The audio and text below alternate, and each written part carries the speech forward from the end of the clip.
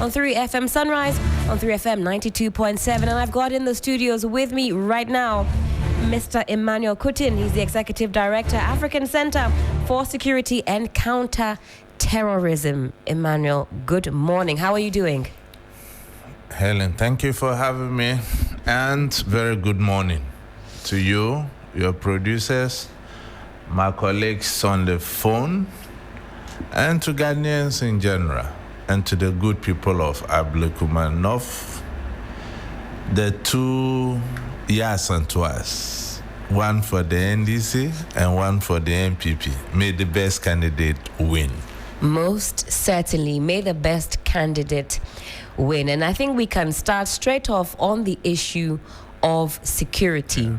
From the moment that we started this very special coverage here on your election command center, we've noted that there is a lot of police presence. You just have to watch on the screens, and there are police personnel, policemen and women, heavily in the Ablekuma North constituency. And this is for good reason, because of what we have seen over the period. It's only some few minutes to 9 a.m. and already we have a complaint from a media man. He says that he has been slapped by a police officer, and that happened in Odoko. We brought you that soundbite there. We have a man on the beat, George Quainin. He also had the opportunity to speak with the Accra mayor, who in fact wasn't even spared. I mean, he says he got a tap from the police officer. Emmanuel, as far as the security apparatus is concerned, what should be their primary focus on a day like this? But I'll put the blame squarely on the IGP and his men, because given the contentious nature of the Ablekuma elections, yesterday I raised the red flag. The police didn't even address the good people of this country, and especially the good people of Ablekuma North, about the security arrangements that has been put in place. And don't forget, in a democracy, security is on a need-to-know basis. If you don't inform the citizens ahead of time and they prepare in their minds what they can do and what they cannot do, these are some of the things we get. It's only this morning directives came from the Accra region about security arrangements in the Ablekuma North elections, and I think that was so belated. And you see, it brings a lot of questions into play here. You realize that these things, the MPP were calling for security for the remaining 3 polling stations to be collated. That's right. And it wasn't forthcoming. And now we are going for 19 polling stations, and the assurance were that they were ready. What we are seeing clearly doesn't show the police were ready, operational-wise. Look, under normal circumstances, when you are going for an election, there's always an election task force. If it's at the constituency level, depending on the dynamics, the district commander or the municipal commander chair same. If it's a national one, more often than not than we see in a national election, we see the IGP himself chairing. But looking at the dynamics in Ablekuma North, I think what the police ought to have done is to have come out ahead of time to put every misconception people have about any political biases and nuances against them to rest, by coming out firmly to outline the modalities in terms of security, if there are any challenges within these 19 polling stations, the channel of communication. Bringing same out this morning, to what effect is it going to achieve? It's rather going to even bring more confusion. And I'm sure because some of us raised this red flag yesterday, even last night, I was on a radio program even questioning this. And this morning, this thing came out. Let's assume, without admitting, that there were security arrangements in place. Right. What kind of training was given to the personnel they deployed into this area? Given how political charged it is, I'm sure the police would have done a lot of rehearsals as to how they'll go about their work today. To the extent that a peace officer can slap a journalist. It is a no. And it shows how unprepared the police in their operational optics in this very election is kind of portraying. So to me, I think that the police officer involved should be withdrawn immediately in the interest of peace. And then we pray that the other pockets of challenges we are witnessing can be managed. Under normal circumstances, the police operational team should have come out with a clear guidelines. You know that MPs move with security. Indeed. Some government officials move with security. Under these 9 zones, if you are one of such officials, don't come with your security, because we already have security there to protect you. Then it doesn't send some mixed signal of favoring the government in power against the opposition. You know what abuse of incumbency can do. And if you see someone with a policeman following him, he can almost enter everywhere. Look at the mayor. And I want to commend the Accra mayor. He decided not to go with a security guard. He was mistaken for somebody else. And that shows the extent to which our security personnel treat our citizens with contempt. I hear him saying that, must you know whom I am before you treat me? Indeed. I'm the mayor today. I may not be the mayor tomorrow. You don't need to know me before you treat me right. So it goes to the bottom of the training of our security personnel. And at this stage, we can no longer continue to play the ostrich. The catchword is that we have to all come together as a country and see how we can make our institutions work. In a democracy, you don't build strong men. And the basics of and strength of every democracy is law enforcement. And if the law enforcers are perceived to be biased, your guess could be as right as mine. Thank you for those thoughts, Emmanuel. Let me also introduce into the conversation Professor Smart Sapong. He's a political analyst. Prof, hello, good morning. Yes, good morning. Hope you're doing well. All is well. Trust you are doing well too. I am doing fantastic. I'll be coming to you in just a moment. So again, Thank you for joining us on the program. But Emmanuel, back to you on this one. Is Ablekuma North regarded as a hotspot generally in the scheme of things when it comes to our elections? Is that already an area that is prone to the kind of disturbances and fracas that we are already seeing this morning? Before I answer your question, let me greet Professor Smart. And Prof, if you are listening to me, you have a message with me from my cousin. He told me you were a classmate, Augustine. He's the country director for Canadian Feed the Children. Good morning, Prof. Oh, wow. Good morning, my brother. In fact, Ablekuma has never been a hotspot in our electoral circle. It has been a constituency MPP had won comfortably. Even if you see MPP even coming closer, 35-38 onto these elections. And it goes to the heart of the management of the MPP as a party. If your strongholds are crumbling this way, it means that there was everything wrong with the management of the party in government. And you see, no one would have dreamt that NDC will even be put in a fight. In fact, if you're looking or watching on Facebook, you can look at the trends from 2000. You look at the trend. So you see, MPP is standing on one leg. Let me put it this way. And I think that we have to commend the MPP parliamentary candidate, because she defied the national directives that they were not going to contest. And today, she has saved the face of the party. She has, indeed. Would you not say that by her assertion that she's going to go ahead and run, she has fueled this idea that there is complete disorganization within the New Patriotic Party? On the one hand, you have the General Secretary storming the constituency. They had a press conference some 2 days ago to let us all know that they were boycotting. The NPP was boycotting these elections. Fast forward some 48 hours, you hear from Nane Kwiawusu Afriyie, who says that she's not relenting and she's not backing down. the optics of it. What does that suggest to you, though? You see, Prof is a political scientist, and I know you agree with what I'm saying. Look, MPP as a party is in disarray. Their communications does not go as far as it should go. And the national leadership is, as a whole, are not fit for purpose.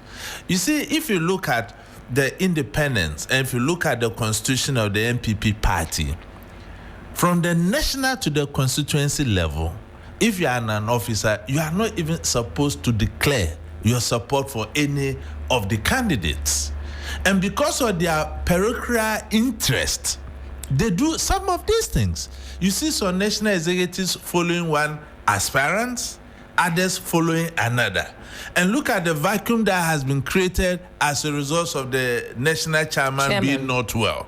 Even the first national vice is not allowed to chair for the fact that he supports a particular candidate. And you see the vacuum that has been created. And Justin Kodia, the General Secretary, to put it mildly, has done a lot of disservice to the party. Let me put it this way. Look at when he came out that they were not going to allow a rerun in the Ablekuma North constituency. They were heading to court. The comfort was that the court may grant their wishes of putting an injunction on the elections. Indeed. So once you trigger that process, it means that technically you are still part of the electoral processes. Because if you say you are not going to rerun, you have no business going to the court to put an injunction on it. It means that technically you are not interested in the constituency. You understand? I get your point. So point. you go to court, you didn't get comfort and favor with the court. What do you need to do? You have to come back and communicate. And he went silent up to now. And I want to really congratulate and commend the lady. You see, we need women in leadership. And the nature of our leadership in Africa, it is male-dominated. That's right. So when you see ladies in this way, all we can do is to support them. But to abandon this lady, given the investment, the psychological trauma she has gone through over the period, at the last moment, I think it was one of the disservice the party could have done to this lady. And I see something coming up. You see, initially, Kennedy Agyapong came out to say that, yes, he wants to appeal to the National Executive Committee to rescind their decision. Indeed. And he alluded to two keywords about the motto of the party: resilience and readiness. And he questioned, this is our stronghold. It's just like a by-election in Ashanti region, and you say you won't run. What has gone wrong with the party? What has happened to the readiness, the resilience within the motto of the MPP? So for this lady who defied the decision of the national election, the party would have been sunk into more crisis. And rightly so. I think if you look at the aftermath of what happened with the presidential aspirants coming together, it was a beauty. And to me, this Ablekuma North elections will determine the fortunes of the MPP moving forward. Indeed. If they are able to unite behind this woman to win the seat, it means that we can see a glimmer of hope in terms of uniting the party. And to me, let me be clear, the way forward is not to elect a presidential candidate first. That would deepen wounds.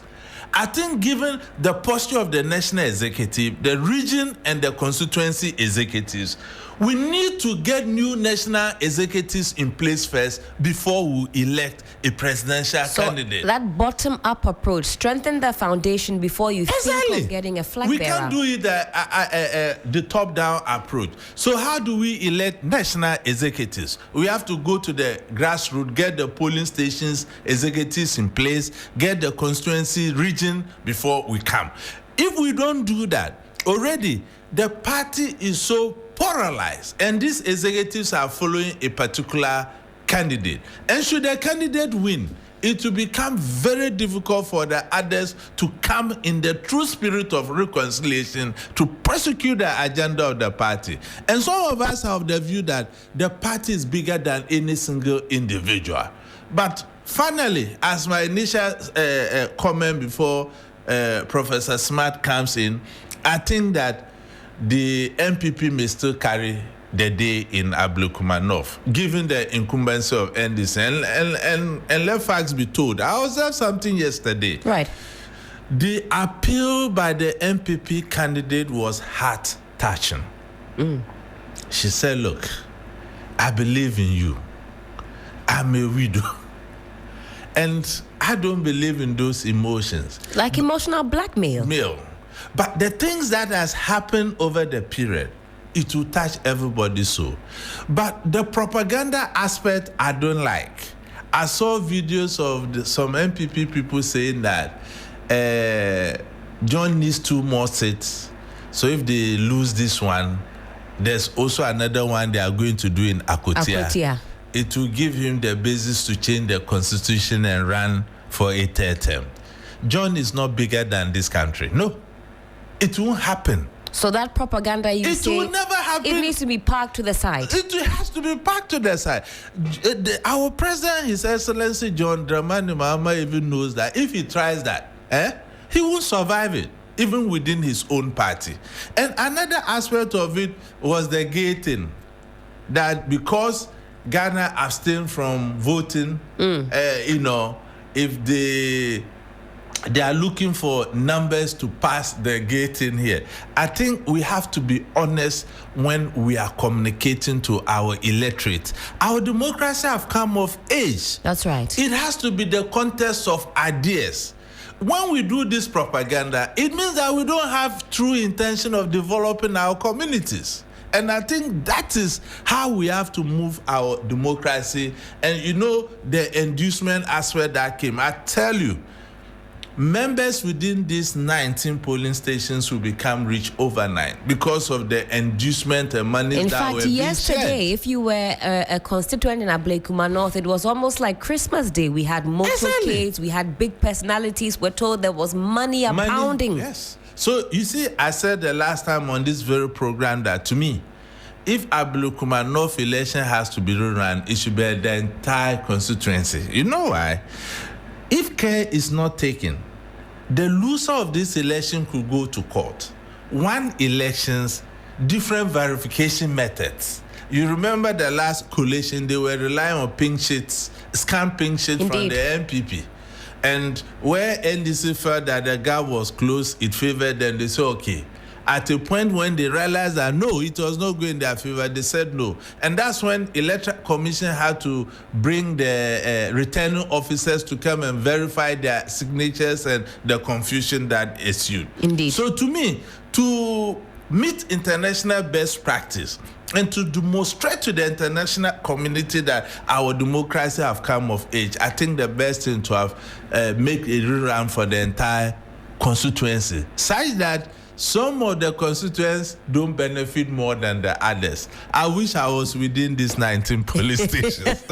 Emmanuel, thank you for that. Let me bring Prof into the conversation. And Prof, you've been able to listen to everything Emmanuel had to say. He started off from that security point of view. Already we know that in certain parts of Ablekuma North, there have been some disturbances, some disagreements, and even a hefty slap that has landed on the cheeks of one of our own media personnel, a journalist who is covering the proceedings. But let me enter the politics of the day. From where you sit, Prof, what kind of ramifications will today have on the psyche of both the NDC and the NPP? And let's start off with the NPP. The NPP is desperate to accumulate as many numbers as possible. They call themselves the mighty minority, but we know that as far as numbers are concerned, they are on the back foot.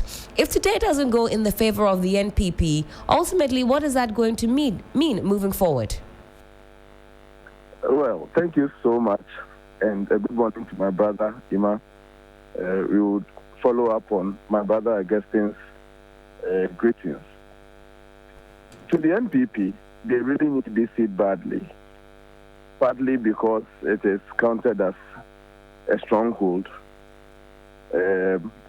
Another because they need these numbers to beef up the current numbers they have in the house.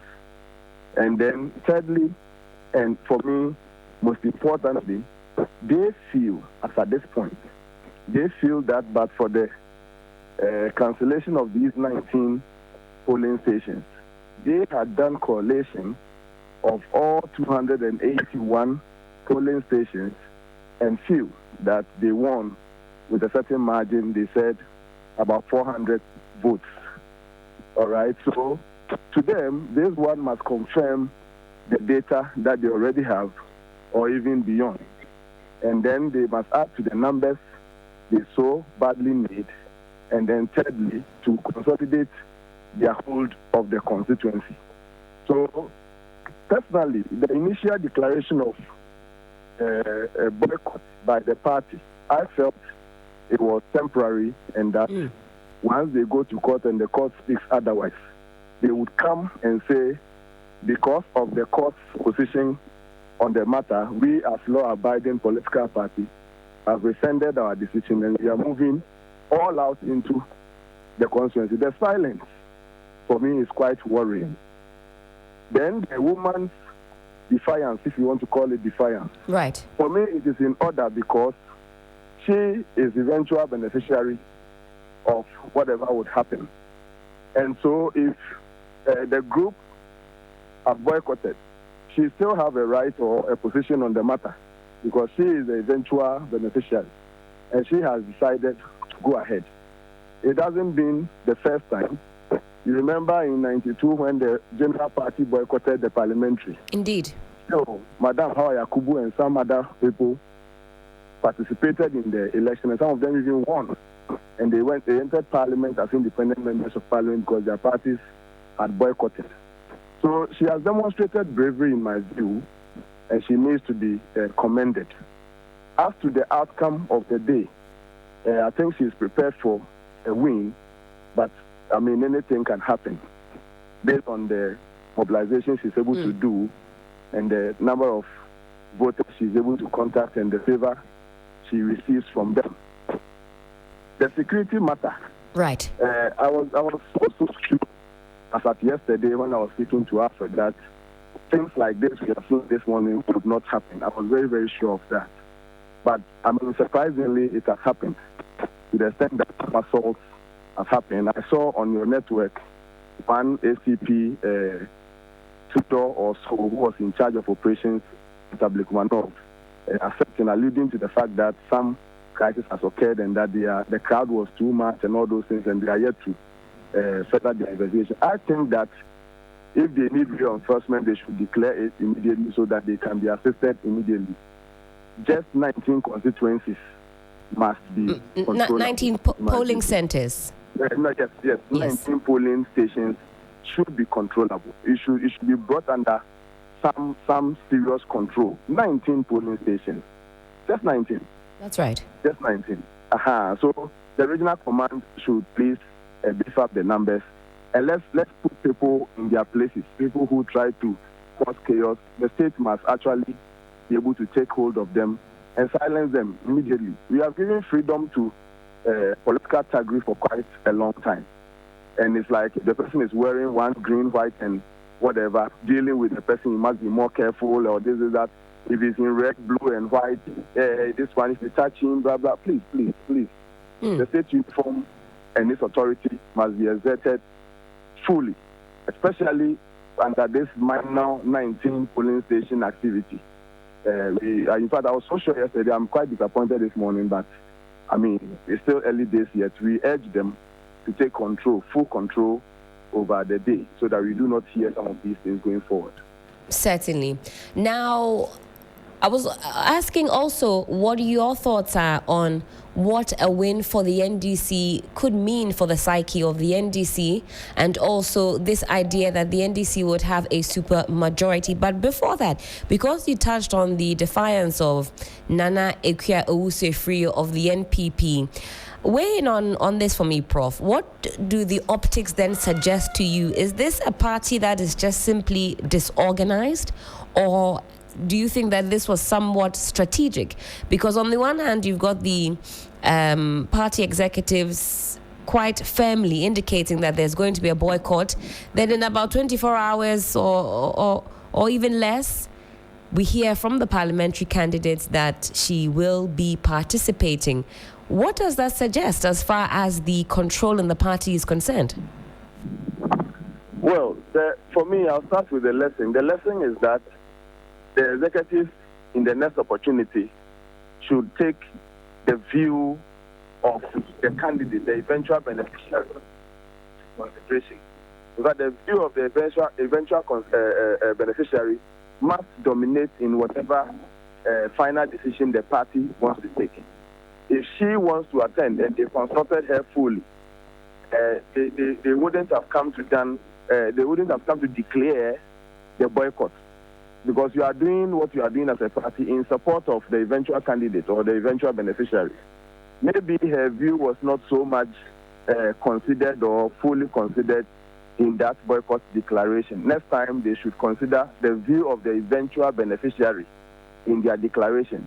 But, I mean, it is also not news to say that the party, in terms of unity and cohesion, is in some critical challenge. I think you and I know we've been following, even before elections 2024, the internal contest that the NPP organized the outcomes could not unite them.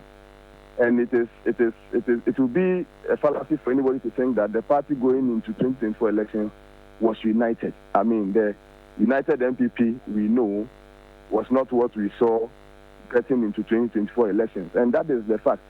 In fact, in my rounds, I came across a constituency that says that for the parliamentary, we are doing our best, but as for the presidential candidate will have to come and do his own work because we were showdown people. Like, if somebody says that, what does it mean?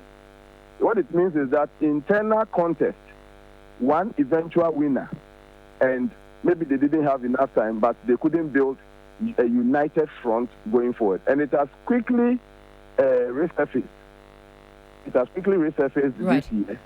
And so they are in that challenge and they must accept it. I'm sure they will agree with this conversation we are having that if we talk about unity and cohesion, they are in some crisis and they must work at it to come out of it as soon as possible because, I mean, the year is still counting and they as a political party must be united. You must see a very solid, united NPP so that they can play their role in opposition very well and be highly competitive in the elections that are to come. Remember, there's going to be a by-election. There will be several elections. That's Nobody right. knows. The next place we're headed to is Akwetia for a by-election. Akwetia, absolutely.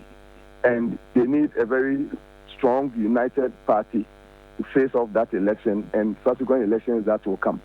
So the truth is, I mean, from me observing from afar, the truth is that they need to work on the unity question aggressively because currently they must admit that there's some level of crisis in the party. Absolutely. And Prof, as you mentioned, watchers in this space cannot begrudge anybody the opinion that these matters reared its head way before the December 2024 elections. But time check, it is some 23 minutes past the hour of 9. You're still live here with us on 3FM Sunrise on 3FM 92.7. You'll recall that just before we started the conversation, we took you to Odoko Presby 4. It's in the Ablekuma North constituency. It's one of the 19 polling centers where this rerun is currently ongoing. Our man on the beat is Eric Mawena Egbeta. There is some update there. Let's take a quick listen. When we come back in the studio, we carry on the conversations. Emmanuel Kutin is here. Professor Smart Sapon also with us on this conversation. The issues of security, very important this morning. We didn't anticipate, shall I say, this much fracas, but already, not even 10 a.m., there's a lot going on. Take a quick listen. We'll be back into the studio shortly. Egbeta, can you hear me? Yes. So yes, I can hear you now. I can hear you now. And so right now, there are attempts to have the polling station fixed outside, which was the demand of the teaming supporters or observers who were here. In fact, it had to take the Greater Accra EC boss to come in, and then the moment she walked into the scene, she told the presiding officers there's no way the polling station can be inside. It has to come outside, and that must happen immediately. And so voting has paused while tents are being mounted to ensure that the polling station is fixed outside for voting to continue. And so that's what's been happening. She came and ordered immediately and was in the immediacy working as quickly as possible to was asking questions, where could tents be acquired as quickly as possible to have them ensure a certain level of protection as and when the rains come through, which was by and large the concern of the presiding officer who was here. But she said no, there is no way polling stations are expected to be inside in an enclosed environment. It's supposed to be out in the open, and so immediately everything had to pause. In fact, I've seen persons who've come through trying to come in and vote, and the police officers have cautioned them to just hold on while the area is prepared so that voting can commence immediately. And so that's what's happening right now. And I'm just hoping I can get a few words from her again, though she said quite strongly that she didn't want to go on air, but perhaps she'll give us a bit more words as to why she decided in the immediacy that all of that must come outside. But for now, in your shot, you can see preparations quickly underway. That tent is being mounted. Just briefly, you came and ensured that everything came outside. Just walk us through the decision and why you asked the presiding officers to bring everything outside. Actually, I had a call, that they had mounted a polling station in the church.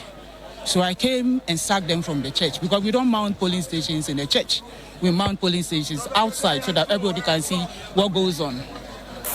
And so now that's happening. It's paused voting a bit. Some will say it's disrupted the process to an extent. Oh, it has not disrupted the process. At least we can give them, I don't know, but if we spend about 10 or 15 minutes to get back, we would extend the time to about 15 minutes. So maybe we'll close around 5:15 instead of 5. You've been to other places. What have you observed? Have we seen similar? Because the concern from the people here was that it was inside and they wanted it outside. Have we seen similar, or it's been relatively smooth in all of the night? The only place that I've seen that they have mounted the polling station inside. This is the only polling station. All right, a quick update there from Odoko Press B4. We're still in Ablekuma North. Processes are underway to ensure that some 6,000 persons scattered across some 19 polling centers get a chance to cast their vote. Irabna Orbin of the NDC facing off against the NPP's Ekwia Owusu Efriye, which Ya Asantwa carries the day. But back in studio, Emmanuel Kutin is here. We also have Professor Smart Sapon on the line, and we're seeking to dissect the issues. Now, there's some update here, Emmanuel, on this particular issue. Some minutes ago, we were told that there was a polling center that was inside a church, and that certainly cannot be the case. Yeah. In fact, if you look at the ECOCI, elections of this nature has to be done in the open. Even if there is rain, they should make alternative arrangement like tents. So I think we need to commend the regional EC officer for coming swiftly to restore order in this situation. I think, honestly, when we give women the opportunity to lead, we get some of this fairness. I think she displayed a human touch to this thing. This is a very small elections. Ghana shouldn't bend because of Ablekuma North.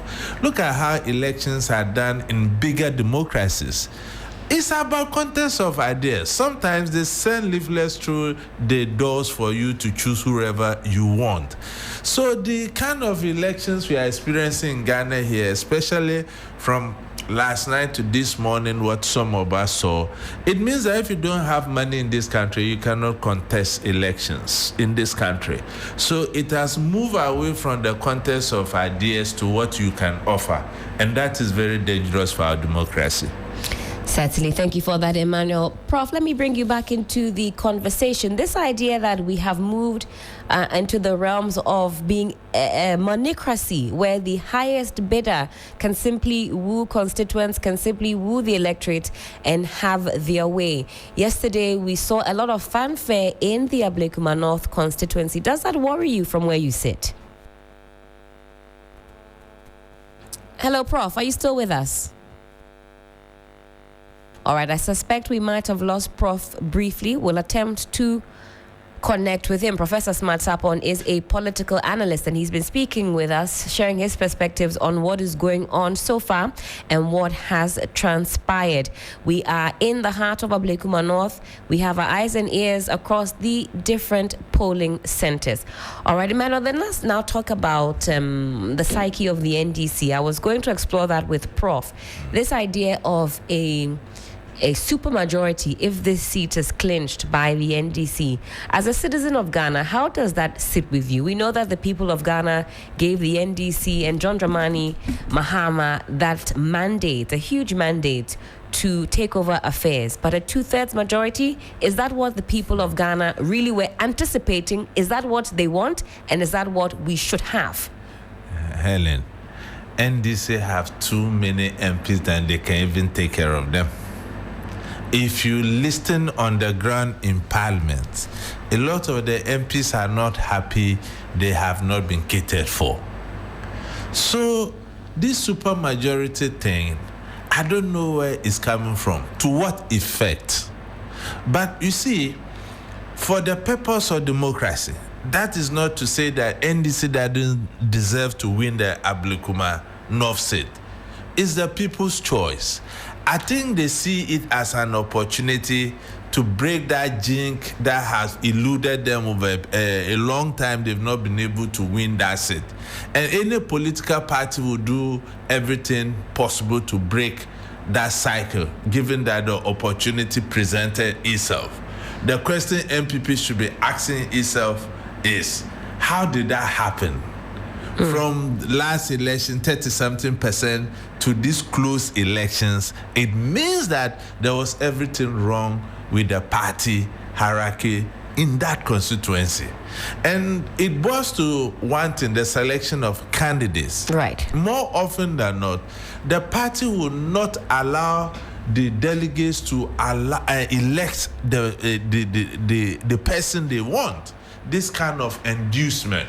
That's why we have called for the expansion of the electoral college for both parties, such that at the constituency level, they shouldn't leave it in the hands of only the polling station executives to elect constituency executives and constituency executives electing regional executives, and in that cycle. You understand? Indeed. Because of situations like this, that we always want that institutions work properly, structures work properly. The beauty of democracy is that if it is the people's representation, why don't you allow the entire membership of political parties at the constituency level to elect the person they want them to represent them than what we are doing? Look at Ablekuma North. This lady was an MP there before, right? Indeed. And she lost, became a deputy ambassador to China. Dakua Newman came one term, she was booted out. Several accusations, one accusation to the other. And it all boils down to one thing. In the MPP, your father or your lineage might have been a supposed founding father or might have held a position before you are given an opposition. It doesn't work that way. Look at the United States of America. Barack Obama was pulled from nowhere because the Democratic Party saw something unique in him. What about this idea of rewarding loyalty? Look, what is loyalty? Are we building our institutions, our party and country, or we are looking for personal interest? When you talk about loyalty, it means that you are putting you above the party. It's about what you can do and not whom you are loyal to. You understand? You see, I said this the last time on this in these very studios. You see, under President Nana Akufo-Addo, it was all his cabinet was looking as if somebody and his children. You didn't see many elderly people, many seasoned people within his cabinet, like the ex-president J. Kufuor. Look at the cabinet of J. Kufuor. They were very seasoned people who have held international positions, who had track records. In the era of Nana Akufo-Addo, they were young men. And I'm not saying that we, the young people, should not be given the opportunity. But there were way too many at that level. I thought that's the direction that we're heading in. We've got the youngest continent. We've got a young population. Are we not eager to give young men and women that opportunity to also show their skills and wisdom? So long as those young men are talents and will not be blinded to say yes sir to you, and can constructively criticize the process and say no to certain things in the interest of the country or the political party, why not? But if you put people there where anything you say yes sir, anything you say yes sir, you see what yes sir brought us today, the stronghold of the MPP. MPP is even running away from same. How did MPP come to this level? So I think that with all humility, the party needs to restructure. And restructuring is not about the top-up approach they are adapting. They should build the basis first, heal, before they elect a presidential candidate. Certainly. Thank you for that, Emmanuel. Professor Smart Sapon has rejoined us in the conversation. Prof, thank you so much for coming back to us. Sure. And very quickly as well, time check 23 to the top of the hour, 10 a.m. We had George Quainin, our colleague, on the lines, and he also brought to our attention a journalist who had been assaulted by a police officer. If you're watching us on Facebook, you can see that play out exactly as was described by this journalist in question. So do check out the footage. It's on our Facebook page there. You can see it live and direct, a hefty slap being dealt to the journalist in question. Journalism is not a crime. Journalism is not a crime. Prof, now where we left off, we had discussed the psyche, or possibly what will be running through the minds of the NPP if they are defeated today in the 19 polling stations in Ablekuma North. I want to talk about the reverse, the impact of the psyche of this on the NDC should they carry the day. Right. So if they should carry the day, it will be a plus. And I foresee, I don't know the campaign message Rabna is using, but I would have expected a revised version of the campaign she did in 2024. Because currently she is in government, or her party is in government, and she would have to send out messages that reflect the current situation. You know, the human mind is progressive. God has made it such that we put things behind us and we look into the future. So currently where we are, she must be sending out revised campaign message that will reflect, if you like, some of the gains that the government has made, stability in the economy, the exchange rate, the inflation, and all those things. And remember, this is a city constituency, kind of. So they have something to do with the stability in the economy, the exchange rate, and those things. They relate. They can relate some of this to be a plus to her campaign, and she must do her best to maybe put up a very good show, if not to win, to boost the morale of the party. Because if they should lose, it will have, apart from the fact that it is a stronghold of the party NPP already, if they should lose, it will still be some form of dent on the general party called NPC. And that is why you see everybody showing interest. The general chairman himself is in, everybody else is showing interest, and they seek to put up a good show.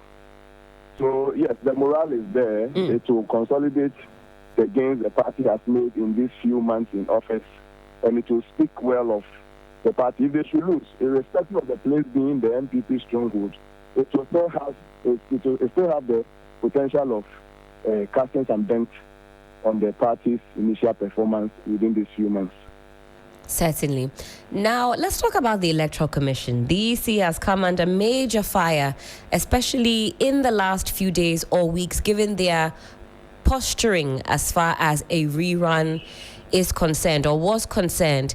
The EC was adamant that there was going to be no rerun. They were adamant that they had all their procedures intact. They had dotted their I's and crossed their T's. All that was really left to do was to get some needed security to collate 3 polling centers. Now, in a U-turn, some 2 weeks later, after Eric Bosman Asare had spoken with MPs on the floor of Parliament, we saw a release that said, well, in fact, there is going to be a rerun. If you could score the EC out of 10, what marks are you giving to the EC?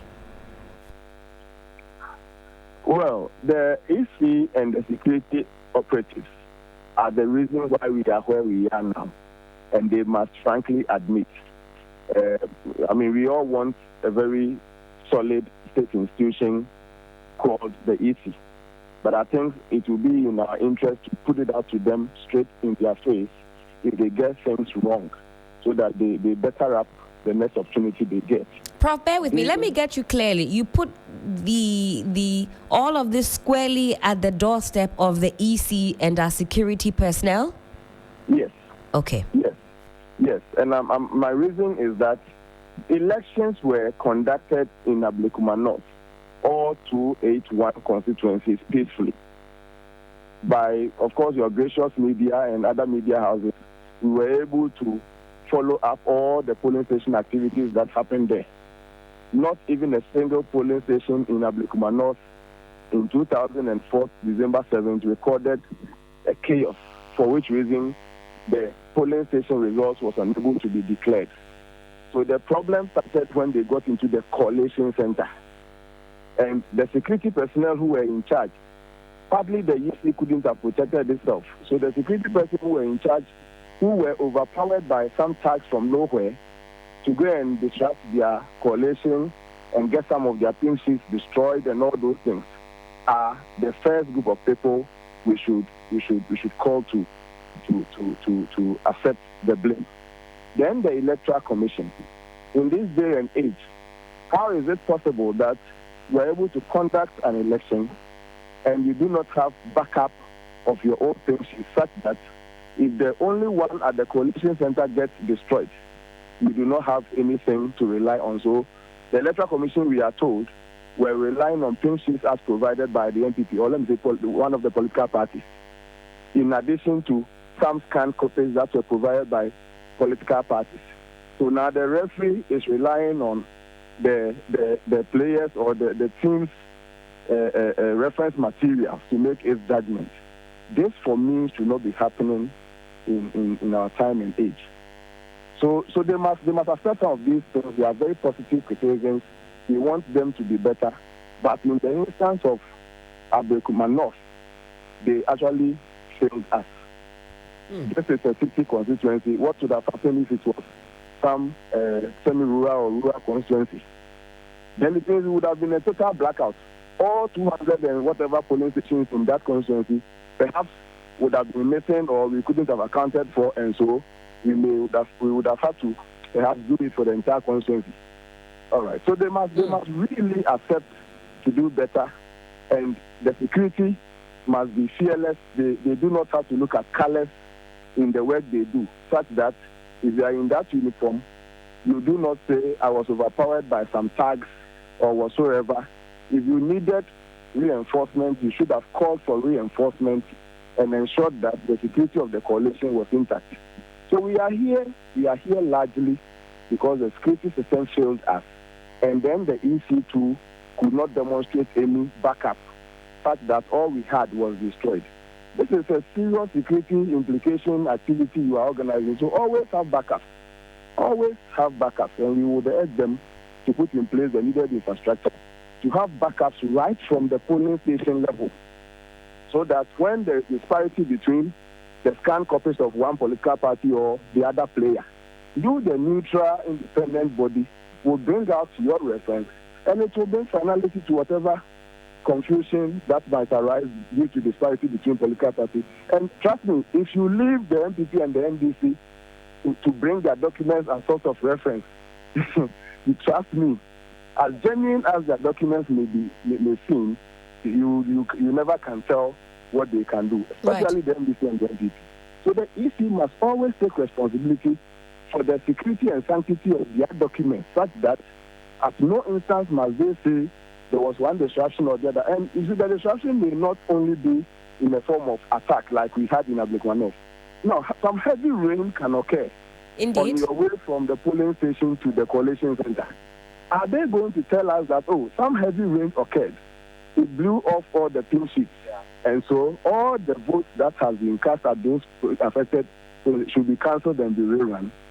I don't think we can go forward as a country in that manner. So I will continue to put the blame squarely at the feet of the EC and the security services. Prof, thank you for that thought. And time check, 15 minutes to the top of the hour. This is still 3FM Sunrise on 3FM 92.7. In fact, this is still your election command center. And we are seeing some sites, some interesting occurrences in Ablekuma North. All right, so there's a security brief at various polling stations. A security brief at various polling stations. We'll be finding out exactly who is giving this security brief. But Emmanuel, you can see on the screens, and if you're watching us on Facebook, it looks like some much needed reinforcement has arrived in Ablekuma North. We'll seek to put some more flesh on the bones and let you know exactly why that is the case. I mean, Emmanuel, it almost feels as if today is a national elections. What do you make of these extra personnel? You see some of them, for those of you who are not watching, but you've got, some 4x4s, a number of them, one after the other. I see some in helmets. Immigration. Why do we have immigration here? In fact, let me thank Prof for his analysis. In fact, Prof, I did enjoy every bit of it, especially the impartial manner you did it. But to what we are seeing, you see what I was telling you confirm that the IGP and his men, operational-wise, got Ablekuma North right. You see the instances we are seeing on the pictures here. Right. You see that to securitize this place the way they are doing will create tension. It will send a perception that probably the government is trying to rig the elections. That is why they are bringing in this kind of security and stuff. If they had brought in their operational mechanism 2 days ahead of time, instances like this, you don't need this kind of since we are seeing Ablekuma North, just 19 polling stations, and we are seeing even fire service, and they are using government pickups to transport them. It means that the police don't even have the infrastructure in terms of vehicle, the immigration don't do the same, the fire service don't have the same, because I can see state agencies' vehicles. You can see this one is not an immigration vehicle. That's right. It's a Ghana Water and whatever. This is a district assembly pickup. So what perception are we feeding? You understand what I mean? I get you. So I think that, look, operations like this should be intelligence-led. Look, it's only 6,000 eligible voters. I'm just praying that these 6,000 people can get access to the polling stations and vote early. And once it is counted, everybody has voted. They should even declare the results before the 5 p.m. Because what we are seeing, if we don't take care, and what I'm hearing by the text messages I'm getting with the MPP with their blue armies and the NDC Basatele with his also his armies, and I understand at certain polling stations the security are driving this private security away. There will be a lot on our hands, and we don't want to witness this in Ablekuma North. And the security personnel who slapped the journalist. As a matter of agency, I will urge that you people should take this issue up as a body to see what the police as an institution does to one of their own. You see, we must begin to set people as exemplars, to serve as deterrents. And I also urge the journalists that after the police service inquiry on this gentleman, at least you should take legal action for remedy so that we are building our institutions and we must test our laws. Most certainly. Let's head back into the constituency. My colleague Stanley Nibleo is at the Methodist Church in Odoko. We understand there's going to be some sort of security briefing, bring some sanity, security reinforcement. Okay, so he's in the heart of Odoko where we see a lot of security personnel coming into the area. Let's find out exactly what is going on. Stanley, hello, good morning. Good morning. Stanley, I hope you are safe wherever it is that you're standing. And where exactly are you speaking to us from? Yeah, so I'm speaking to you from Odoko Church, the Odoko Methodist Church, which is the collation center. It was the collation center during the 7th December 2024 elections. Here used to be 3 polling centers that are here, but currently it's only one that is being operational.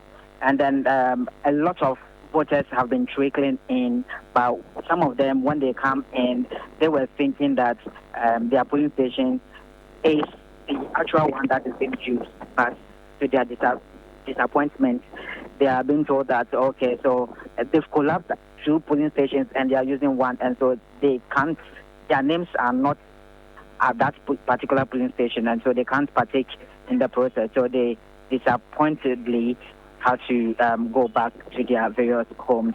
But as I speak, you mentioned about security issue. That's right. And this place, a lot of security has been here.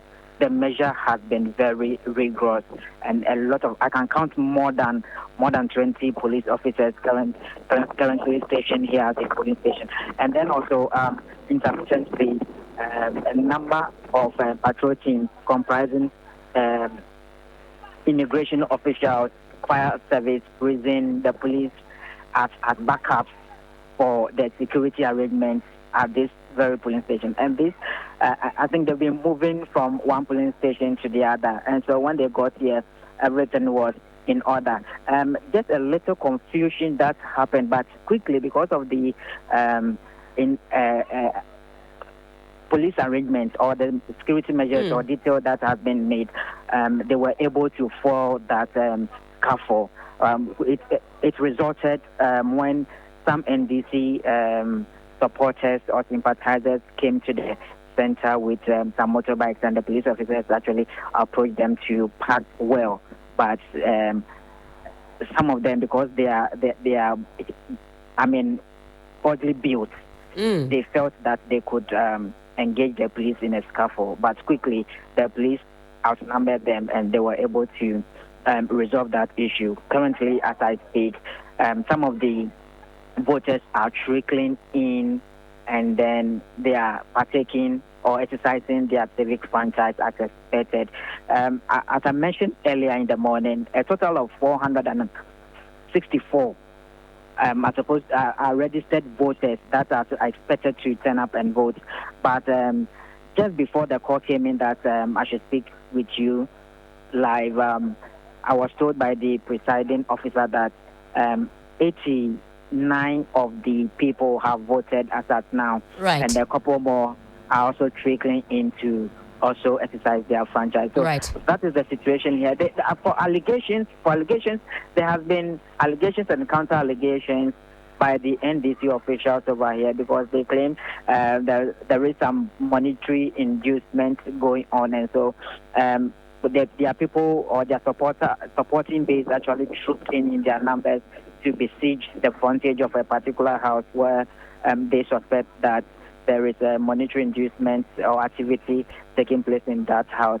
So they eventually entered the house, and then when they found now that actually there was nothing happening, they came out, and then they massed up at the frontage of the entrance to ensure that if you are not a member of that house, you will not enter the house. But currently, the police, like I said earlier, because the security arrangement has been tough here, they were able to also resolve the issues. And then the NDC has formed this monitoring team, and then some of them have printed the register for the election, and they have a team in charge of that. They are calling people. I think the voters have their numbers on the register, the list that they have, so they've been calling them to come and vote. So that's some of the activities that have been taking place here at the Methodist Church. Stanley, thank you so much for that update. And I know that you are going to still be on the beat until this exercise is concluded. So we'll be coming to you shortly or back in due course. Stanley Niebler is our colleague there. He was speaking to us from the Methodist Church in Odoko, where we see a lot of security beefing up. He says there was some scuffle that was quickly or swiftly quelled by the security personnel. It's all happening in the Ablekuma North constituency. We also see that the parliamentary candidate of the NPP, Nana Ekwia Owusu Efriye, clad in white and looking quite upbeat. Take a listen to her sentiments at the moment. Well, let justice prevail. Because like I've always been saying, I want this election. But they say they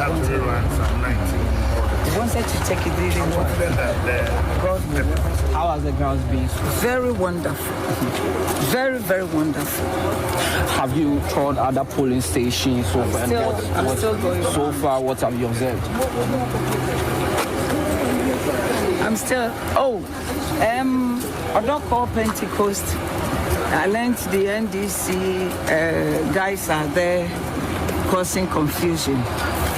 Yes. 92.7. So I feel the police lifestyle radio station. Able to curb the situation. But so far, I think it's okay. Are you so far impressed with the police presence? Yes. God will let justice prevail. Because like I've always been saying.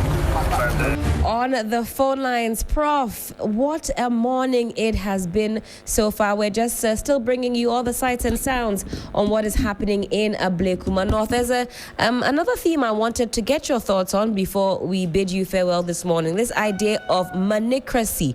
Yesterday, we're told that it was more than a jamboree in Ablekuma North. Gifts were flying. We've heard figures abounding. I mean, if you were a student, computers, I heard mobile phones. Weigh in on this for me, Prof. I suspect we might have lost Prof again on the telephone lines. But back in studio, Emmanuel Beatrice still in the studios. We will try and reconnect with Prof for his final thoughts on this particular issue. But Beatrice, you have been busy. I have been busy. We've all been busy because Ablekuma North is super busy. We've seen some this morning. Reinforcement. We spoke with Stanley Niebler. He's at the Methodist Church in Odoko. Scores of security personnel in the back of pickups and so on, because there have been some scuffles. I hear there's a blue army facing off against a green army, motorbikes and all of that. And Emmanuel has been attempting to explain to us the optics that this will suggest, or what the optics look like when it comes to this rerun in some 19 polling stations in Ablekuma North. In fact, it's only just gone 10 a.m. We still have some hours to go. It's up until 5 p.m. Up until 5 p.m. And hopefully we are easing into the sanity of proceedings. Emmanuel, is that the case, that the initial stages will see this kind of upheaval? Once it settles, are we confident that we should move forward with no skirmishes? I think I agree with you. When it settles in, where we'll get a lot of upheavals is the closing stages as well. Okay. And they know the illiterates have become more discerning. Many people will not go and vote early. they will expect more inducement. And like you mentioned, NDC is carrying a register with numbers and calling the other parties doing that. They'll ask you, have you voted? So they want to take every bit of the pennies before they decide which directions they go. It's a strategy one could employ. Yes, to them, whoever wins, they will not even see the person to another election cycle. And that goes to the crunch of the problems we talk about. Just imagine an election of an MP will be this contentious. What about presidential elections? So, I mean, it does make sense to me as well, because earlier when we're speaking to the correspondents, they were saying, we're expecting about 400 people, only 20 have voted. We're expecting 200 and something, around 15 have voted. So if what you're saying is anything to go by, then now it does make sense to me. But Helen, you were saying earlier that the security agencies seem to be displaying in vehicles, back of pickups and all of that. For me, none of that is important. What is important is, at the end of the day, whatever styles or acrobatics, whatever they display, there is peace, there's calm. Not a single police officer again goes to slap anybody, whether it's a journalist or is a civilian or it's anybody. I mean, we just want to be sure that everything that is going on will result in peace and the person is elected, whoever is elected, really. I mean, we get to see the person without any violence associated with it. And I think that you also made a point about the MPP candidate talking. That's right. And she's been talking actually since yesterday. She's been very busy talking. And it seems per what I'm observing and hearing, she seems to be very involved. I haven't heard much of Irabna Obing. I was just talking about that here. Exactly so. I've not even seen her on the footage. It's only the MPP candidate, and I think that is not fair. I really hope that journalists on the ground should fish her out and then let her see what is going around her. Let's see where she is. Well, we were told she can't pay the day. Maybe votes and soon pay the day. You know, who knows? Maybe that's another strategy or maybe she's to employ. In a room somewhere praying that. Maybe she's employing the tactic of serious praying. Back in the day, say, God loves everyone. Even God loves the sinner more. Let's take you back into the constituency, right? And take a look at this. And for those of you who aren't watching, take a listen to some sort of. Okay, we don't have the sound. But if you're watching us on Facebook, you can take a look at what seems to be, there was an earlier video playing, if we can get that, what seems to be some confrontation between members of the NDC and the police. We'll bring that back round for you, and then you can get some better particulars. And when we spoke with Stanley Nibleo, he made mention of what has transpired, at least where he is so far. Yes, okay. Rabina Obin. Can we cite her there? Aha. What's she wearing? She's the one in white. Yeah. So those who say you haven't spotted her, there she is. I just said that. There she is. There she is. And I see that also on our stream. Those of you asking questions, well, there she is. If you're watching on Facebook, she has emerged. She's also in white. Nana Ekia Efriye also in white. Both ladies feeling victorious. You'll recall that after 7th December, both ladies mounted their billboards. They said, Thank you for voting me. Congrats to me. Thank you. I've won. I'm here to serve you. Now we'll really know this evening who will mount that permanent billboard. And I really pray that the margin will be that huge that there will be no confusion. Exactly. It should be that clear. How many people? 6,000, and already some votes have been counted in the other 200 plus constituencies. So let's hope that the margins are as clear as possible. With that, I mean, you can't contest it. Yes. Emmanuel, let's talk about margins there, because I think Beatrice has opened up a new can of worms. We have attempted to collate number 1, number 2, 3, 4, for all the way 8 times. Didn't work. We've seen everything that has transpired so far. What happens after today if we are told that there are more discrepancies? In fact, that will bring us to the starting point again. Maybe they may have to rerun the entire constituency, because out of the 3 outstanding polling stations that were remaining, according to the MPP candidate, she was leading by 400 plus votes. In fact, the national executive said 414. She said 394. So there was some discrepancies here. So now today, if by the close of the day they declare and there's even overvoting, the entire electoral process will be in disrepute. It means that certain malfeasances went on. So it's a dicey situation, and we just have to be hopeful that the gap, like Beatrice mentioned, should be more side that the other person cannot contest.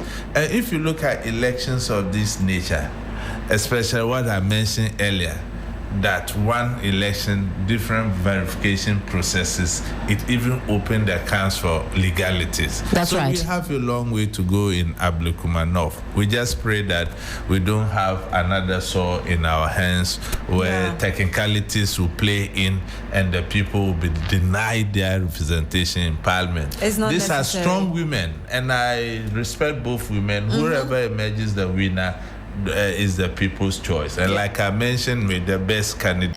Some Green Army, Blue Army. Emmanuel, let's talk about this political vigilantism that we've seen. Stanley Niblo, our colleague on the beat, says that in fact there were motorcycles that had swarmed some of the polling centers. What exactly is going on?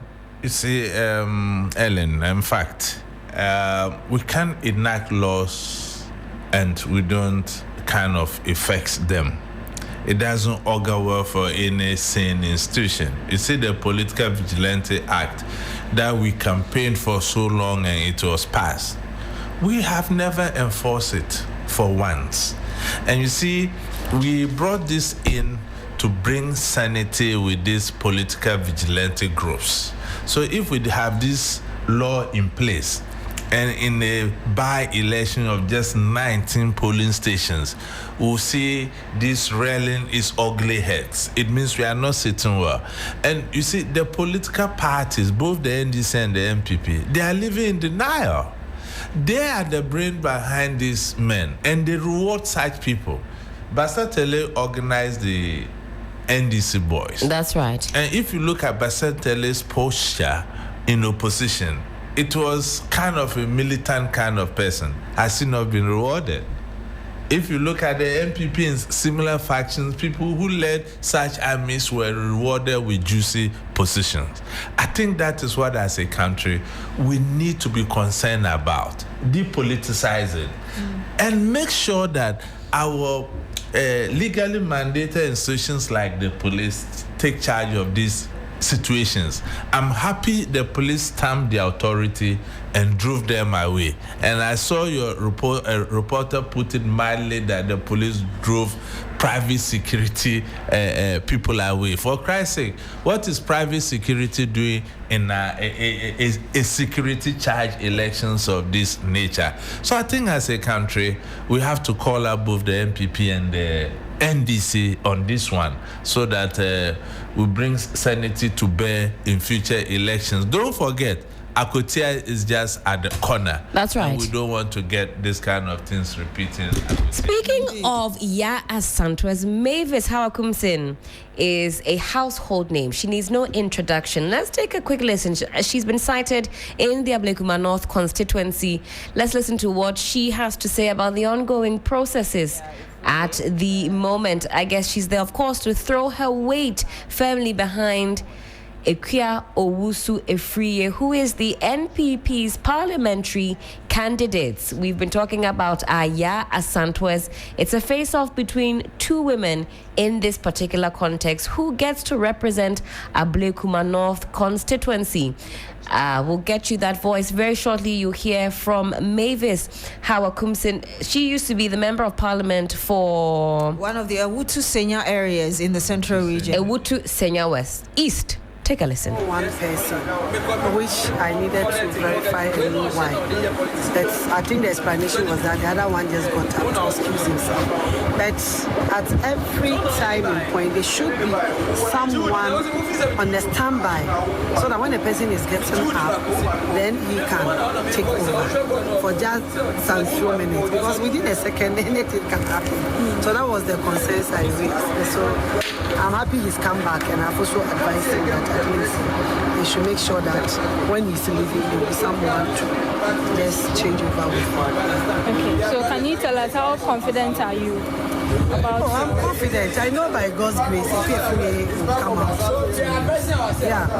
You know, fortunately, or unfortunately, it's just 19 polling stations.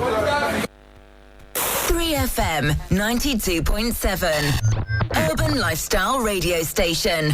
And that was the voice there of Mavis Hawa Kumsin, and she used to be the Member of Parliament for Ewutu Senya East constituency, also used to be the Minister of Special Development Initiatives. She says she's confident that the NPP will be carrying the day. There's lots happening still in the Ablekuma North constituency. Take a listen to our reporter Deborah Abba Mensah.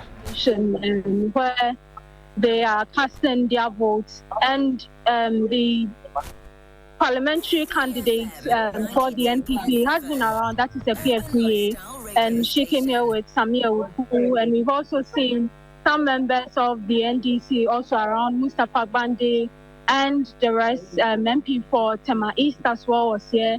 Currently, Hawa Kumsin is still around with Mustafa Bande. They've been having some friendly debates about who is going to win the election. Each of them is confident that their candidate is going to win the election. And so far, it has been smooth. Some allegations have been made for some disruptions in other polling stations by the parliamentary candidate for the NPP. But so far, from what I have observed currently here, it has been a smooth process. 3FM 92.7. Urban Lifestyle Radio Station. Hello, good morning. Hello, good morning. How are you doing? Hope you're safe wherever it is that you're stationed. Yes, I'm doing great. The station is really peaceful, and the exercise is going on smoothly right now. All right, and where exactly are you? I'm at the St. John the Baptist Parish Polling Center. Okay, and how many people have turned up already to go and vote? Is it busy at the moment? It's not that busy. It has been a bit slow. They are expecting 341 members to come and vote, but currently only 62 have cast their votes so far. Some members of the parties have been here, the NDC and the NPP. We saw Samia Wuku. We've also seen Hawa Kumsin with Mustafa Bande and other members. They are trooping in to show their support for their parliamentary candidate. So the process has been smooth so far. We witnessed a friendly debate between Hawa Kumsin and Mustafa Bande, all of them defending their candidates on who is going to win. And what about the police presence? How many security personnel have you cited since you've been in the area? The police presence is so tight. We have their cars all over. I can spot more than 20. I can spot more than 20 police agents around here, and they are effectively ensuring calm at the polling center. And what about the mood in the constituency, from the residents, through to those who are merely visiting the constituency to throw their weight behind a particular candidate? What are you reading? It's been calm. They are around, but all of them are just observing. Those coming to cast their votes are just trooping in to cast and move out. Others are also around, just checking on what is happening at the polling center. It's a peaceful environment, and it's really calm here.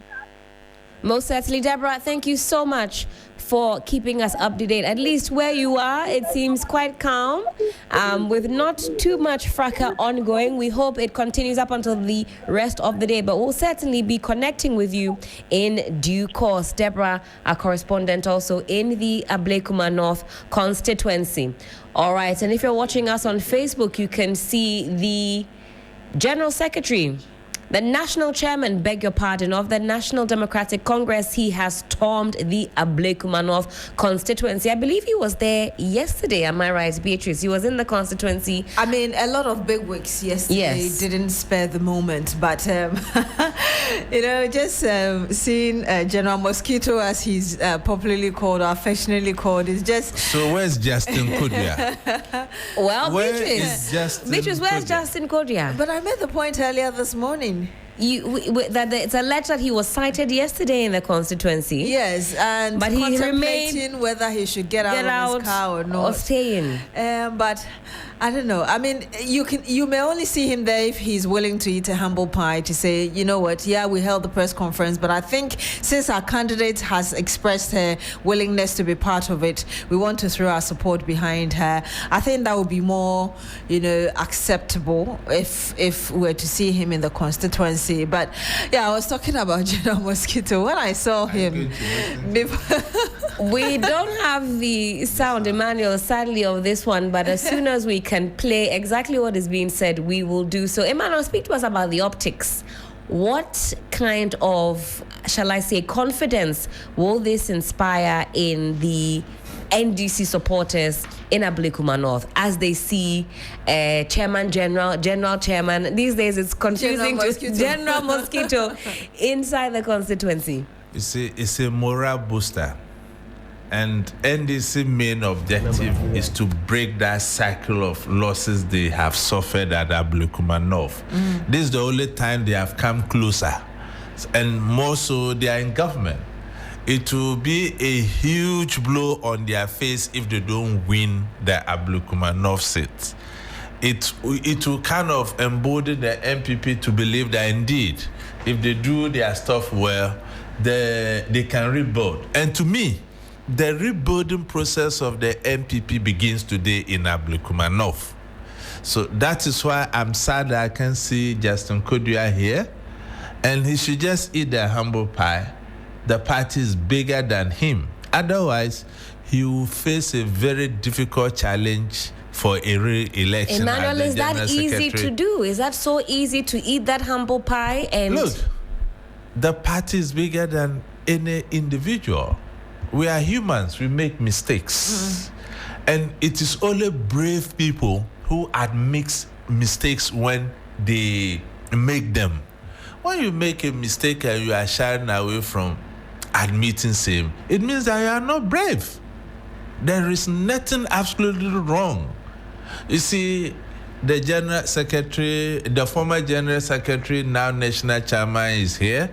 I know the National Chairman of the MPP is incapacitated. That's right. But the General Secretary should be here. Why is he not here? Is it that the decision to move on with the election is not that of the party? And at any rate, which colors is Ifri carrying? Is it not the MPP? Because she's confirmed that she certainly hasn't been sacked from the party. She's very much still a member and very much still their parliamentary candidate. But the sound is ready. Let's take a listen to what the national chairman of the NDC had to say. He's in the constituency. Take a listen. So far, 10 out of 97.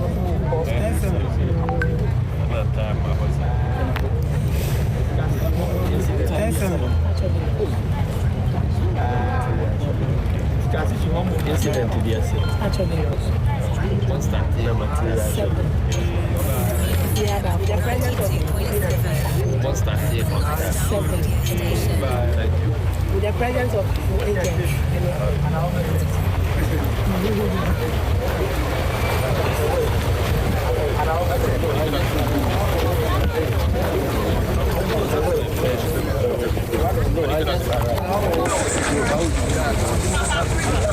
just arrived. I haven't done any of it. I just arrived. I haven't done any of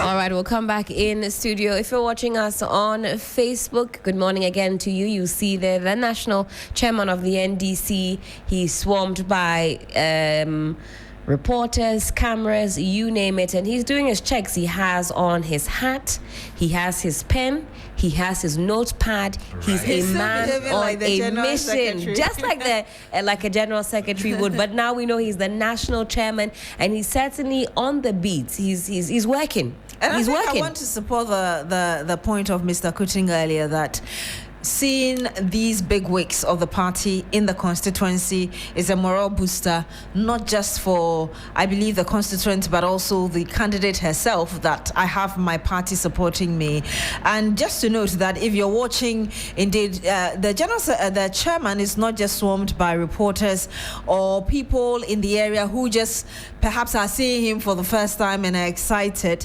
There's also the national organizer of the party, Joseph Yamin, who is who is with him, as well as some, I believe, security men within the NDC itself. So it's kind of a whole mini entourage. Now the word mini is quite expensive. Very, very much so. Very much what happens in Parliament. So, and of course, today we'll have some strong implications on that. There's everything to watch. You see, Nana B and Kwa all missing in action. And you see, the election at Ablekuma not seem to reflect the divisions in the MPP. And, you know, people say it, we don't believe it. But it's playing out. Because this is serious elections the MPP need to do to consolidate and rebuild. And even by winning this seat, they will be winning some level of confidence in the eyes of the general public that indeed people still believe in the ideals of the party. But to just abandon your candidate in this manner, it speaks volumes. And you see another thing. You see, I was thinking that yesterday we would have seen a unified force of all the presidential aspirants moving together in one voice to tell or send a message to the good people of Ghana that despite our divisions, we still believe in the MPP. And I mentioned this here the other time. The MPP need to rescind its decision immediately in boycotting media genre. Look, I was just watching something today. You gave more coverage to the MPP candidate than the NDC. I even raised the objection that, look, I'm not seeing the NDC candidate before her footage came when she came to vote. So how do you even accuse a station like this of bias? You understand me? I think we must put our pride aside, think about the party first, and look at people who have sacrificed for this party. Then you have come now, you are leaders, you are enjoying. Look, there are people who died in their and they are in their graves now sacrificing for this party, and they have not even enjoyed anything on the party. You understand? So this, we are encouraging the youth in leadership position, but unfortunately, look as if we are too emotional. We don't think outside the box. We don't look at long-term implications of our decisions now. We just take short-term decisions in the spur of the moment without having second thought about it. And this is complicating matters from the party, and we must all call a spade a spade. Because if MPP sinks, it's Ghana democracy that is sinking, because we need a very vibrant opposition to put the government in checks. Absolutely. So that we can all benefit from the national cake. Especially when you have a multi-party system that you want to guard. You don't want a one-party, or I think even the last few years, the concern has been a two-party state. We've literally become a two-party state. So if now you're a two-party state and the other party similarly is not pulling up his strength in terms of measuring up to the kind of democracy that we've set for ourselves, then it becomes a bit of a challenge. But again, just emphasizing the point, Mr. Kutin, you're making, that we need to put our emotions aside and ensure that we step forward with our best, foot, as it were. But these things, I think, take deliberate decisions. You need to sit down and say that we are deciding to go this way, irrespective of whatever issues that we have. And the only perfect example I can give is what people say about what love is. That is not emotion, it is a decision. So you're deciding that irrespective of whatever it is that is going on that we are not happy about, we are going forward to present ourselves as if everything was okay. So most certainly, I see a number of you. The strength of a leader is forgiveness. If you are a leader and you cannot forgive, you are not worth it. Outside this example, you see that Sawase in the last election. Right. His Excellency John Dramani Mahama never campaigned there. But is Mutaka not his Minister for National Security and Interior? Absolutely. It shows how His Excellency John Mahama is as a leader. But it looks as if in the MPP, everybody has a personal score to settle. And you are not there for your personal gain. For Christ's sake, people have voted and put you there to exercise that power on their behalf. So you can't use that power, so-called, to settle personal scores. And this is what has made MPP to degenerate to the place it is. We pray that leaders or founding members and elders in the party will wake up and take the bull by the horn and call the feuding factions to order. His Excellency Kufuor is still alive. That's right. Nana Akufo-Addo is there. Hagma Uso Ajima is there.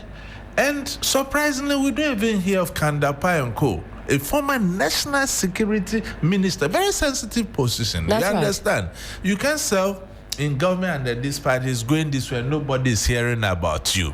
And there are other elders within the party. We cannot just allow MPP into the hands of the national leadership and they are playing as anyhow they want it. Every political period and its era. J. Kufuor era came and went. Nana Akufo-Addo era came and is gone.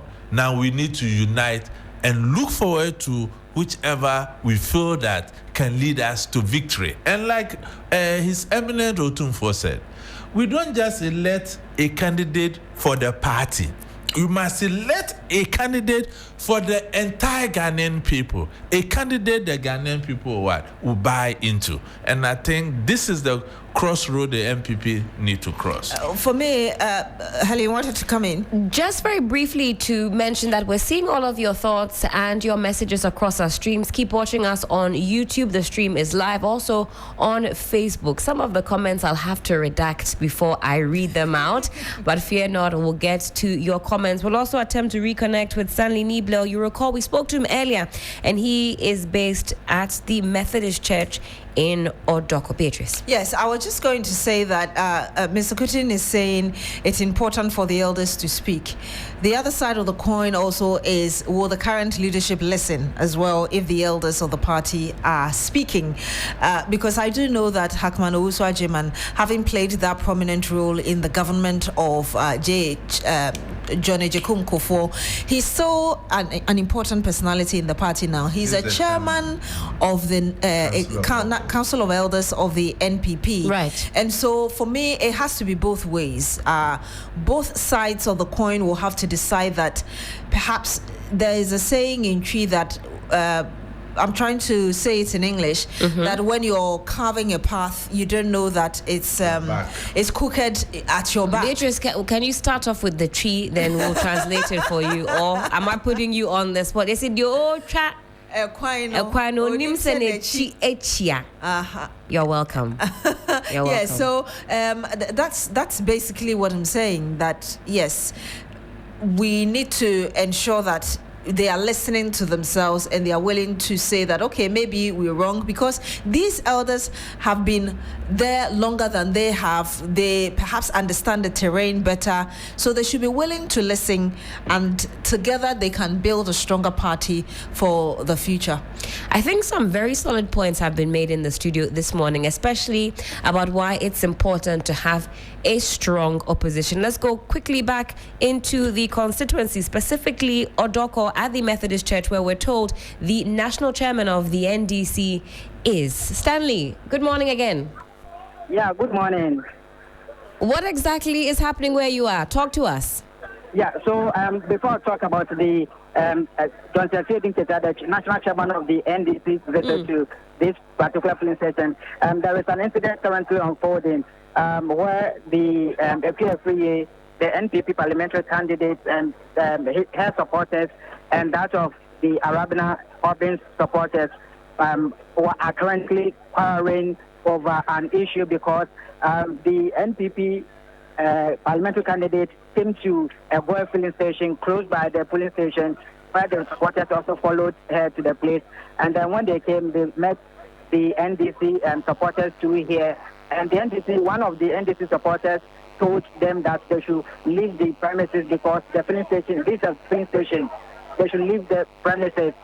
And this has actually ignited a confrontation between the two factions. And so the NDC supporters had to fled the scene. They started in a pickup and they fled the scene. But the NPP supporters, who are mainly men, are here chanting and then exercising their and expressing their infuriation at what the NDC guys did. And so for them, they are ready to confront the NDC supporters no matter what. And so that is what is happening currently. Right. There is Hawa Kumsin here together with the NPP parliamentary candidates at this particular polling station.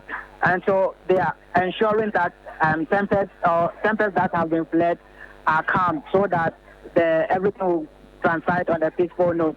And that has been what is happening now. But earlier, the NDC national chairman was at the this very polling station, which is the Odoko Methodist Church. Like I said, I indicated earlier, this is one of the 19 stations that the exercise is taking place. When he came to take some key information from the presiding officer, and he came to find out the total number that are expected to turn up to vote. And then also he spoke about, they also got information about how many voters have so far exercised their franchise. So when those information were given to him, then he said he's moving to other stations. So far, he has moved to 2 stations, and so he's moving to the 17 other polling stations. So he did not even have time to speak to the media because he claimed that he wasn't having enough information to share with the media. And so after he had visited all the 19 polling stations and he has acquainted himself with the information or the whatever activities that have transpired at all the stations, he would then engage the media in an interview. Most certainly. Thank you so much, Stanley, for that update. And of course, I know you're still on the beat for us, and we'll be coming back to you for any more updates on what is happening on ground. So thank you, Stanley, for that particular update. Stanley Niebler, they're reporting to us live from the Methodist Church in Odoko. Let's speak now with Eric Mawina Egbeta. He's on the phone lines. Mawina, hello, good morning. Hi, Helen, good morning. Hope you're doing well. Hope you're safe wherever you're stationed. Yes, I am. I'm at the local press before polling station where voting has been relatively, to a great extent, smooth. There was just a slight hitch. Right. This is where you were reporting to us from, where there was a polling center actually inside the building, and they've come outside. Okay. Yes. So that was the initial hitch, but they came outside, and that has resulted in quite a security presence. I'll be honest, as a huge police team that's on hand here. Station, fire service trucks, and amongst many other things, there's been different persons of different caliber from the NDC, and even now, a former member of parliament for the NPP, the Honorable Apia as well, is here, who's come to observe as well what's happening. I'm seeing the former Ghana Health Service, the former NHI CEO as well. He's as well made his way here, observing the process. Honorable, if we could just briefly speak to you. You've observed the process. What can you say, and how confident are you that the NDP is making some inroads? It's a smooth process, though it's been our stronghold for all this while. I think we are making very good impact, both the NDC and NPP. I've not seen any conflict around, and I think they are everybody's compromising. And at the end of the day, we give glory to God. That is all. In terms of your party, well, I don't know. It is an election. These days we don't have strongholds, but we have hard work. If you work hard, you win. That is all that I'm talking about.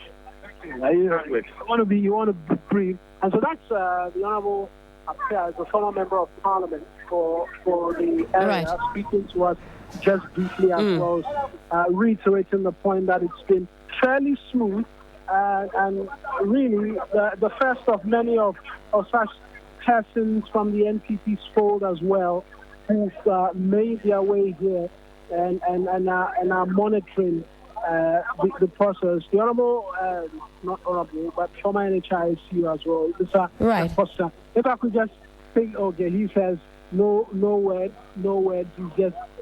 He's just trying to as well monitor the process, and so it continues to attract quite the attention from all the parties. We've seen enough big wigs come through and all trying to observe the process and then for themselves make sure that it's all going well and hoping for the best. And that's Most what certainly. we continue to observe here. Mauna, thank you so much for this update. Of course, we'll be looking to you for any subsequent ones to follow. Eric Mauna Egbeta speaking to us there from Odoko Press before, where there was a polling center actually situated inside the building, and now that they have come outside, he says processes are underway peacefully. Well, very shortly we will be bidding you farewell on this extended coverage on 3FM Sunrise on 3FM 92.7 of the rerun happening across some 19 polling stations in Ablekuma North. Emmanuel Kutin still with us this morning as we wrap up on this one. What a morning it has been, Emmanuel. A very long one, but for God and country, we have to do this. Absolutely. What final words are you leaving with us, especially on the front of the security? From what you've seen so far, how do you believe our security personnel should be conducting themselves for the rest of the day? I think that in security, our priority is to preempt. It's cheaper to prevent than reacting. So the Ablekuma North scenario should be something our operational teams should learn from. We are going to another by-election pretty soon in Akotia. I think that the need to know basis as a pillar of security in democracy must be enforced. such that the people are aware of what they can do and what they cannot do, and when there are disagreements, the level of communication or the channel of communication. So we thank God the situation is de-escalating gradually, and normally in very politically charged environments like this, sometimes you can experience some of these things. Right. So at the moment it's coming down. The point that contentions will come is at the point they will be counting. Right. And that is where the operational teams must get it right. Like someone mentioned, you are not there to go and observe colors. No. That's right. You are there to go and do your job and do right to all manner of person, irrespective of the person's political affiliation. And I will end with a very important point your reporter made with regards to the popularity having strongholds or otherwise. That's right. You see the response the gentleman made that these days we don't have strongholds. It depends on the person you present. If the people likes the person, they will vote. But because of the monetary inducement at primaries, normally you don't get the people's choice. I will use myself as an example here in the Sabuba constituency where I contested as an independent candidate. Where you had to change your symbol from eagle to slipper. Just 6 weeks to elections. Yet I beat the government, the ruling government's candidate. I was second. So it tells you, and look, because of this very gentleman, I was disqualified unjustifiably in 2020, you recall. Indeed. So we must learn from some of these things and depersonalize our interest in some of these things and put our party interests first. Because in nation building, it's not about individuals, it's about the collective.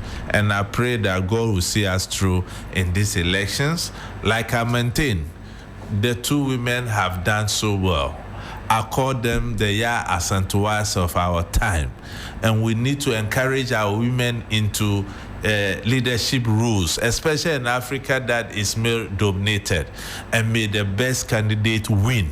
And whoever is declared the winner, the losing candidate should magnanimously accept defeat, and we let sleeping dogs lie, and the Absolutely. good people of Ablekuma North can have their representation in Parliament. Most certainly. Well, from the Yasantwa in the studio, we're wishing you a wonderful weekend. This is where we part company, but of course, all throughout the day, we're sticking on the beat as far as Ablekuma North is concerned. But it's also D-Day for us here. It's our Baby Fair 3.0 happening at the Marina Mall today, tomorrow, and also on Sunday. All of your favorite personalities will be there. There's lots of fun and excitement for the young ones, for the moms, and the dads. Daddies, we are not leaving you out of the conversation. Every time you say you are left out, how can we leave you? It takes two to tango. So for the Baby Fair, we're asking all mummies, all daddies to get involved. My name is Helen Apia Ampofo. On behalf of the rest of the team, do have a wonderful weekend. Let me say another very big thank you to Emmanuel Kutin, Executive Director, African Center for Security and Counter-Terrorism. Always a wealth of good information. Thank you for sticking with us all throughout the morning and for providing some more flesh on the bones, especially as far as these security issues are concerned. When it's time to count, when it's time to report, we will, of course, be with you every step of the way. But we'll see you at the Baby Fair. Parents, mark your calendars. It's the 3FM Baby Fair happening live on the 11th to the 13th of July at Marina Mall Airport City in Accra from 10 a.m. and it's absolutely free. From baby essentials and kids wear to toys, skincare, education material, and so much more. Shop amazing deals on a wide range of childcare products, all under one roof. Don't miss our sessions with the Ghana Pediatric Society and all the amazing mums with the Mum Circle, a safe space for young mothers to share tips and connect. And there will be fun activities for the kids with our Kids Corner, games for the family, good food, and great vibes all around. To be a vendor, please call 0531 100 927 or 0532 200 927. It's the 3FM Baby Fair, your one-stop event for all your childcare needs. Proud Proudly sponsored by You Fresh Drinks and Fidelity Bank. Green